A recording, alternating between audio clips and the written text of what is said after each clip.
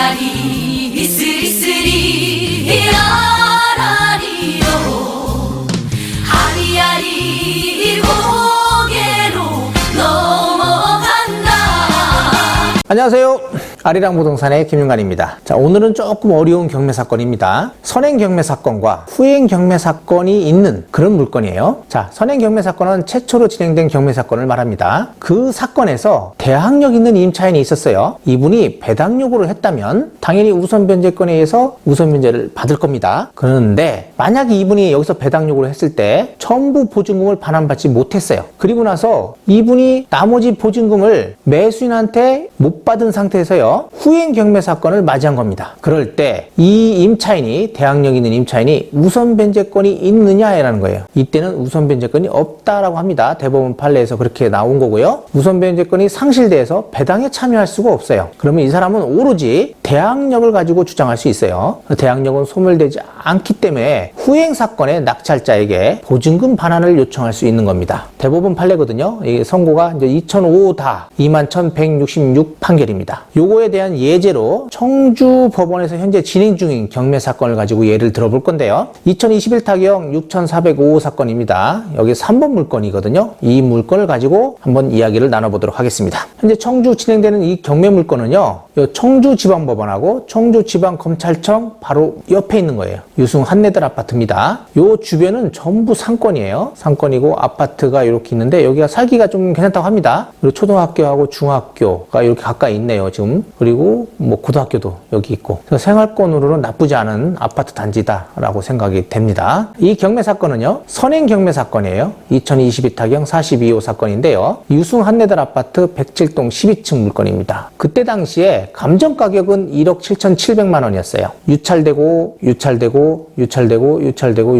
야, 이거 왜 이렇게 유찰됐을까요? 그 이유가 있습니다. 자, 일단 낙찰 가격부터 볼게요. 낙찰 가격은 5,800만 원. 5,800? 뭐 137,900원이네요. 입찰자는 한 명, 단독 입찰입니다. 이게 주식회사더라고요. 주식회사 법인이 단독으로 입찰 받은 건 물건입니다. 자, 이거를 6천만 원이라고 합시다. 6천만 원에 낙찰 받았다고 하고요. 왜 이렇게 유찰이 됐는가 봤더니 이거예요. 임차인이 1억 9천에 있는 거예요. 근데 그때 당시 감정 가격이 1억 7,700이었으니까 당연히 이 가격보다 낮은 금액이죠. 그러니까 부동산 가격이 하락한 시기라고 볼 수 있습니다. 그러니까 계속적으로 유찰된 거예요. 1억 9천에서 못 받은 금액을 인수해야 되잖아요. 그러니까 계속 유찰됐던 겁니다. 그러니까 법인이 6천만 원 정도의 낙찰을 받으면 1억 3천만 원만 인수를 하면 되죠. 근데 이 법인이 굉장히 고단수입니다. 왜냐면 현재 지금 경매 물건이 1번 물건부터 4번 물건까지 있다고 했죠. 이분이 매입한 아파트하고 뭐 이런 것들이 다 이런 식으로 매입을 했어요. 똑같은 방식입니다. 거의. 그리고 일반 매물로 산 것도 마찬가지예요. 갭 투자로 해가지고 이런 방식으로 매수를 하셨어요. 선순위 임차인이 있는 이런 물건을 매수해가지고 인수받은 거예요. 그리고 나서 보증금 반환을 안 해주는 겁니다. 안 해주면 어떻게 되겠어요? 경매 신청이 들어올 거 아니에요. 경매 신청 들어오면 매수인이 이 사람들 거를 인수받게 하는 거예요. 근데 완전 고단수가 뭐냐면 이게 선행 경매 사건과 후행 경매 사건으로 나뉘어진다는 거죠. 자, 잘 보시면 이분이 2019년 3월 11일 말소기준 권리가 2020년 1월 6일 당연히 이 사람은 선순위 임차인입니다. 1억 9천 못 받는 금액은 무조건 매수인이 인수해요. 그러니까 이 법인이 낙찰을 받아서 1억 9천 중에 자기네가 쓴 금액 6천이라고 하면 6천을 주고 1억 3천을 인수받은 거예요. 자, 그럼 투자 금액이 6천만 원밖에 안 되는 거죠. 그리고 나서 이게 오름이니까 돈이 되는 거예요. 투자 금액은 적고 인수받았으니까 적은 금액으로 아파트를 매입해서 오르기를 기다리는 겁니다. 그걸 가지고 가치 투자라고 하죠. 그래서 2019년 5월 30일 날 이분이 배당 요구를 했다라고 나와요. 요거는 이제 뒤에서 보도록 할게요. 현재 이분은 임차권 등기자면서 경매 신청인입니다. 이게 현재 보고 계시는 거는 선행 경매 사건이에요. 여기 임차인, 이 선행 경매 사건에서 배당 요구를 했다라고 나옵니다. 이게 임차권 등기한 날이 배당 요구한 날로 표시되는 거고요. 이 임차인이 강제 경매를 신청하면 요것도 자체적으로 배당 요구를 했다라고 봅니다. 그래서 임차권 등기자는 경매 신청인, 임차권 등기도 했고 경매 신청도 했다. 자, 1억 9천이고 현재 이분이 청구한 금액은 2억대예요. 이 금액이 크다 보니까, 아파트 가격보다 크다 보니까 계속 유찰이 된 거예요. 유찰이 됐는데 법인이 한 6천만 원 정도의 낙찰을 받아가지고 1억 3천을 떠안았다. 자, 여기까지 볼 때는 야, 저 사람 바보다라고 생각을 하겠죠. 그런데 후행 경매 사건을 보면 이제 말이 달라져요. 자, 여기 있습니다. 이게 후행 경매 사건이에요. 2021 타경 6,405호 사건입니다. 3번 물건 사건이에요. 백칠동 12층. 자, 감정가격 2억 4천이죠. 그분들이 낙찰받을 때 당시에 감정가격은 1억 7,700이었어요. 한 5천만 원 정도가 올라갔네요, 벌써. 한 6천 투자를 해가지고요. 5천만 원 정도가 올라간 거예요. 야, 수익률 죽이죠. 그런데요, 수익률이 더 높다라고 볼 수 있습니다. 왜냐면, 뒤에 보시면 알 거예요. 제가 뒤에서 얘기할게요. 감정가격 2억 4천이죠? 계속 유찰이 됐습니다. 변경 한번 됐다가 유찰됐다. 근데 매각이 됐어요. 자, 이렇게들 많이 속습니다. 이런 물건이 전국에 엄청나게 많아요. 이렇게 다 미납식이 한 건씩은 다 걸려들어요. 이게 굉장히 중요하거든요. 자, 여기서 미납했어요. 그럼 한 1,200만 원 정도가 보증금이 저기 된 거죠. 몰수당하는 거죠. 이 보증금 몰수당한 건 누구한테 가죠? 예, 배당에 참여하게 되는 거예요. 그럼 높은 가격에 낙찰되면 소유자만 좋은 일을 하는 것이다 라고 생각하시면 됩니다. 일단 이게 다 요 금액 자체가 배당에 참여되는 거고, 이 배당에 참여됨으로써 이 소유자, 현재 요 주식회사 법인은 그만큼 더 수익을 얹은 것이다 라고 생각하시면 됩니다. 그리고 2023년 12월 14일 이제 며칠 안 남았죠. 9,800. 이것도 저는 계속 유찰될 거라고 봅니다. 계속적으로 유찰될 것으로 판단이 되고요. 자, 여기 보시면 현재 대금 미납 한 건이 있고요. 여기 임차인. 이게 선행 경매 사건의 임차인이에요. 그대로잖아요. 2019년 3월 11일, 2019년 3월 11일, 그리고 배당 요구 2019년 5월 30일 이렇게 돼 있으니까 그냥 일반적인 경매 물건을 보는 사람들 입장에서는요.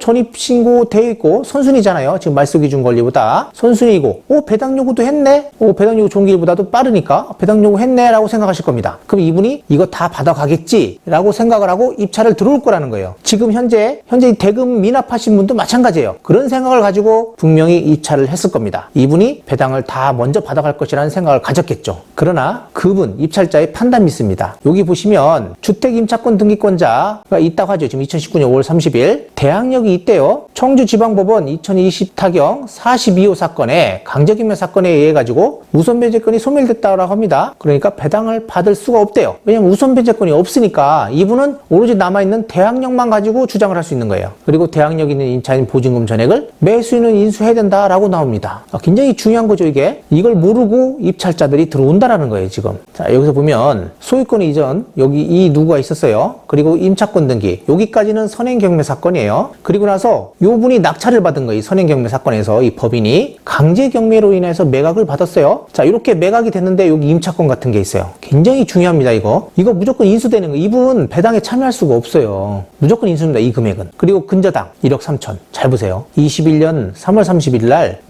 이분이 잔금 납부한 거잖아요. 잔금 납부하면서 근저당 설정을 했어요. 1억 3천을요. 저는 이 금액을 이분한테 준 줄 알았어요. 근데 내가 볼 때는 이걸 안 준 것 같아요. 만약에 줬다면 이 물건은 되게 좋은 물건인데 제가 볼 때는 안 줬으니까 이게 소멸이 안 됐겠죠. 주고 나서 임차권 등기를 말소를 해야 되는데 줬는데 말소를 안 했든지 아니면 요거는 다른 사람한테 요거를 담보 잡았든지 둘 중에 하나일 겁니다. 만약에 이 법인이 이 물건으로 1억 3천을 더 담보 잡아서 가지고 왔다면 이분의 수익률은 어마어마한 거예요. 지금으로서는요. 그리고 강제경매 김 누구 이렇게 돼 있어요. 근데 이분이 누구냐면 임금 채권자예요. 900 얼마죠? 이거 제가 볼 때는 치하 가능성도 있다라고 볼 수 있는데 치하될 수가 없습니다. 왜냐면 이분은 무조건 배당을 받아요. 아무리 근저당권자가 1억 3천이 있다 하더라도 임금 채권은요. 근저당권자보다도 먼저 우선 배당이 됩니다. 그리고 이 압류도 마찬가지예요. 우선 배당이 되겠죠. 그러므로 이분은 배당을 다 받을 수밖에 없어요. 계속적으로 유찰이 된다 하더라도 지금 경매 비용 있죠? 경매 비용 뺀 나머지 금액에서 이분이 1원이라도 받아간다면 이거는 계속적으로 진행이 된다. 그 전에 누군가 낙찰을 받겠죠, 분명히. 그래서 1억 3천을 물어줘도 되는 금액선. 현재 이 아파트가 한 2억 5천 정도 된다면 1억 3천 물어줄 돈 하고 한 1억 2천? 이번에 낙찰될 수도 있겠네요. 9천이면 2억 천.